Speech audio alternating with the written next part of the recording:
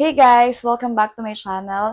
Today's video is another scent talk. In today's video, pag-uusapan natin yung isa sa mga scent na hindi ko madalas nare-review sa inyo. Usually, kapag nagre-review ako ng mga perfume or body mist, may mga nagtatanong sa inyo kung ano yung favorite ko from this family. Pero wala ako masyadong maisuggest kasi this family, floral family specifically, is my least favorite. Ito yung scent na pinakakaunti yung meron ako sa collection ko. But for now, we are going to talk about rose fragrance that I love. So yes guys, pag-uusapan natin yung mga rose fragrance na kakaunti na meron sa collection ko. Because maybe yung iba sa inyo is kagaya ko ng preference and gusto rin yung mag-try ng mga rose scent. So eto na, ipapakita ko sila sa inyo kung ano-ano ba sila and kung bakit sila pasado sa akin or kung bakit ko sila nagustuhan. But of course, before we proceed to our video, make sure that you are subscribed to my channel to be a part of this growing family. Okay, let us proceed to our video. First on the list is a body mist. I feel like this one is a safe type of rose. So this is Bath & Body Works Sweet Rose Latte. So, it's a fine fragrance mist. Na-miss ko hawakan yung mga ganito na fragrance bottle kasi usually nitong mga past few weeks or days, ang nire-review ko sa inyo ay mga perfume because I am trying different perfumes, specifically Middle Eastern perfume. But now, we are going back to our love, which is Bath & Body Works. So, ayan, Whip Rose Latte yung scent na to. So, sasabihin ko sa inyo kung bakit ba siya naging pasado sa taste ko. So, here are the fragrance notes: crushed rose petals, cocoa flower, and whipped foam. Cozy up and embrace the comfort, spending time at home. So, bago natin siya i-review, baka palang ilan sa inyo is bago pa lang nanonood sa channel ko and you might want to ask kung ano ba yung scent preference ko. I love sweet, specifically gourmand scents, but yung mga powdery scents na hindi naman ganun katapang is okay din sa akin. But this one, Whip Rose Latte, it has prominent rose scent, pero love ko siya. Kasi isa sa mga notes niya, or ang kanyang top notes, is crushed rose petal. This one, ilang araw ko na siyang sinusuot, kasi medyo mainit, but I don't want to leave yung mga gourmand fragrance ko behind. I still want to smell like gourmand or sweet or snack, but then, gusto ko yung medyo hindi naman ganun ka-cloying on our weather, which is summer nga. This Whip Rose Latte, it has, again, prominent rose scent. Yung initial niya is slightly, I'm not sure, medyo champagne-y type of rose. It's rose, I'm sure, hindi siya rosé. Kasi rose petals. Kasi merong notes na rosé, which is a type of parang alcoholic ba, drink siya. But this one is rose petals. It has a very calming, very clean type of rose. Not the type of rose that is parang dusty o kaya medyo old type of rose. This one is a safe type of rose scent. Pero, syempre, on the dry down, here comes the gourmand or the slightly warm scent of the cocoa flower and whipped foam. Meron siyang parang latte, drink scent, ganon. Meron siyang parang drink dry down. But initially, it is prominent rose scent. Ang na-imagine ko sa kanya is para siyang isang Valentine's o kaya mga anniversary surprise. Parang you are surrounded by rose petals, bouquet of flower, pero cafe yung setting. Alam mo yun, gets nyo yun? Parang naghahalo yung smell ng rose petals or yung floral scent niya. And then yung notes nung latte or yung parang whipped foam. Very creamy, it's sweet, it's delicious. So this one, alam nyo, kung may perfume na ganito yung amoy, I feel like that will be a perfect parang date night scent. Kasi combination siya ng gourmand, which is, alam nyo, parang it smells yummy and delicious. As well as, medyo put together, or hindi ka naman amoy, alam nyo, parang pang everyday or pang warm or pang cuddle scent. Rose pa rin siya, very sophisticated, but then may touch of pagiging sweet. So this Whip Rose Latte is something that I can recommend if you want to try flowery or floral scents, pero natatakot kayo na medyo baka strong sila. This one is a safe buy. Okay, before we proceed sa ating video, can I give a shout out and a flex sa aking nails because they look so nice. So, eto yung itsura ng nails ko right now. Ang ganda niya, guys. So, Gawa siya ng e-nails. Ate, shoutout sa'yo. Sobrang ganda. Nagustuhan ko yung nails ko. Kasi for so long, lagi nyo nakikita yung blue ko na nails. But then, I got this earlier. Ayan. So, this is Bath & Body Works You're the One. Alam niyo na to kasi kaka-review ko lang sa kanya. I'm not sure lang kung nauna ko na i-upload ito or yon. So, it has white birch, velvety rose, and a drop of strawberry nectar. This one naman smells stronger na rose kaysa kay Whip Rose Latte. It has very prominent floral scent initially. Like, it's strong and straight up floral. While, kapag nag-dry down na siya, dun mo pala makukuha yung parang clean scent of white, birch, and musk. Meron siyang parang slight woody scent. Slightly powdery din yung scent niya. But initially, it's a sweet type of floral. Like, meron daw siyang drop of strawberry nectar. Pero, pinaka makukuha mo sa kanya is rose. So, if you are someone who hate or you don't like smelling like floral, ganon, pag ayaw mo talaga ng rose, maybe hindi to para sa'yo because this one is very rose straightforward. So, lahat ng scent na ipapakita ko sa inyo, eto yung pinaka-rosy, yung amoy. So, eto yon, ayan, dalawa yung You're the One ko. Because hindi nga ako mahilig sa rose, pero nagustuhan ko siya. So, may isang seller na nagpadala nito sa akin. So, eto yung EDP nila. Basically, they have the same scent, rose forward, tapos medyo clean yung dry down nila. Very strong, independent woman. Sobrang nakakadalaga ng scent na to. So, ayan. So, rose, straightforward talaga siya. So, kung gusto nyo ng rose heavy, ito yung masasuggest ko sa inyo. Okay, she's back. Ayan. So, this is Shalina exclusive. Ito yung Royal Essence. Sobrang tagal na nito, guys, kasi 'di ba dati may nagregalo niyan sa akin.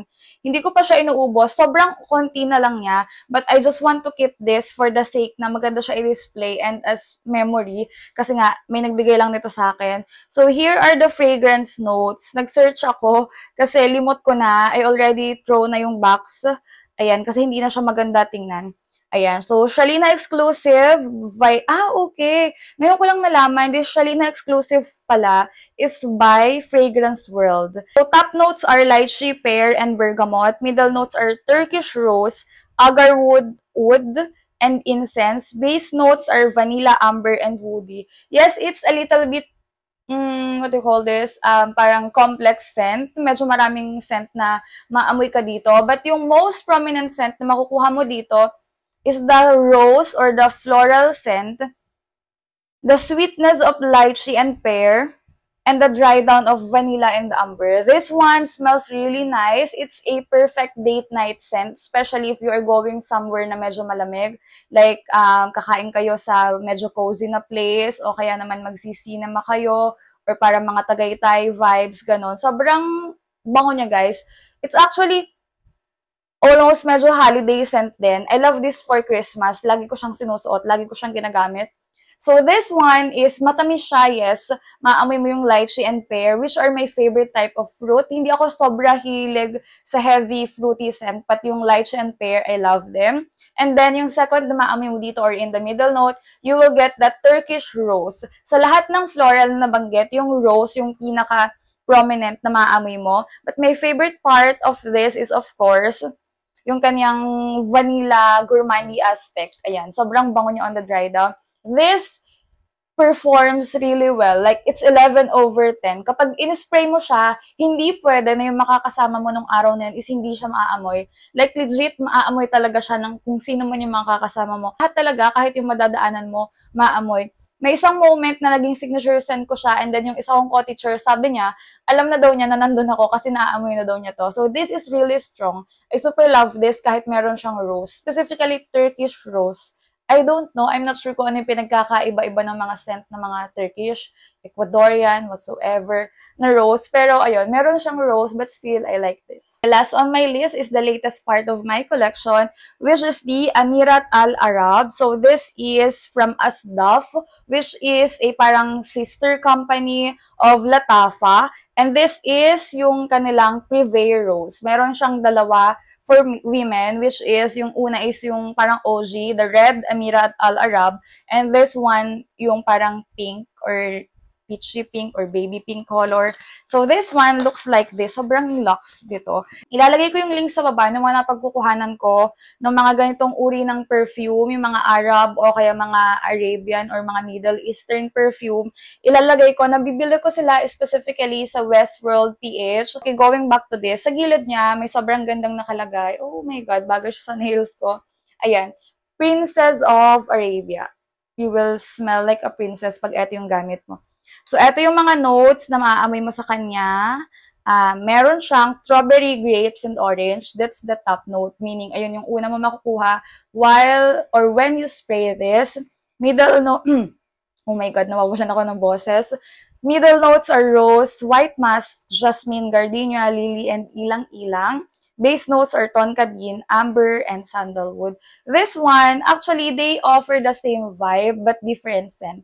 I know kung mahilig kayo sa perfume and nagko-collect or may iba-iba kayong scent, you will get me.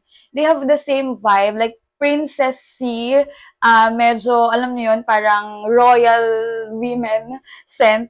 But then, magkaiba yung amoy nila. This one is much more sweeter.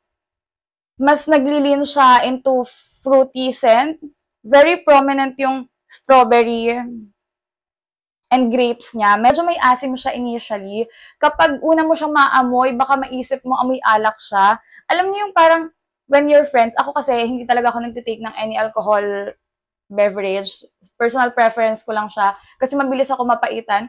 But yung mga friends ko, kapag mayroong kaming mga events or, you know, may gathering, celebration, pag umiinom sila, and then kapag naamoy mo na sa kanila yung scent, medyo ganun siya. May ganun siyang, ewan ko, may nakukuha ko yung medyo alak sa kanya. Maybe because meron nga siyang grapes, so it's wine. Medyo winey yung initial spray niya. But then, when it dries down, dun mo na makukuha yung floral scent niya. Yung tonka bean, hindi siya ganun ka-gourmand as compared to Shalina. Yung Shalina kasi very evident yung kanyang amber and vanilla on the dry down. Yung ano nito, yung tonka bean and vanilla on the dry down, hindi siya ganun nakukuha. The most prominent note ng scent na to is yung wine or yung grapes or yung sweet fruits and then yung rose. Ayan, mabango siya guys. I can see myself wearing this kapag mainit because eto kasi medyo mas pang malamig siya. Alam niyo yun.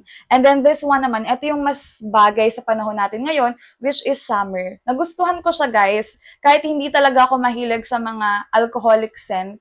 Ayoko rin ng mga floral. But this one, it has the perfect blend, something na pambasag sa lahat ng collection ko. Because meron akong days na I want to smell medyo elegant. I can see myself wearing this. Pwede siya pang night. And then pwede rin siya pang day. Pwede siya kahit kailan, guys. You need to try this if mahilig kayo sa mga ganong notes.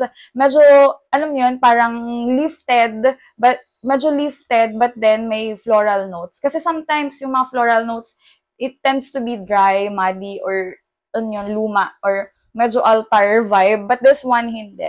Ito yung type of rose, pero party girl ka. Ayan, so this, Amirat Al Araf Purveyor Rose. Surprise, that is all. Ayun lang, 4 lang yung scent na may i-recommend ko sa inyo because as I told you earlier, I'm not into heavy floral or rose scent. Rose actually is one of my least favorite notes because may ilang rose scent na nakakaano sa akin. Yung pag naamoy ko sila, nakakati yung ilong ko and then inuubo or kinakating lalamunan ko. I'm not sure kung meron din kayong ganong experience. So, iba kasi sa vanilla, nasusuka sila. Ako sa rose, kumakating lalamunan ko kapag dry yung rose notes. But then, these are all safe. Pasado siya sa akin. I can see myself wearing them. Actually, wini-wear ko naman talaga sila. But yeah, that is all for my review ng mga rose scents. Na-inspire ako because of this kasi rose siya. So, ayun, naisip ko na gawan ko ng review yung mga rose scents na konti lang na meron ako. But that is all for our video. Thank you so much for watching. I hope before you exit, you like and subscribe this video. Thank you so much. Bye!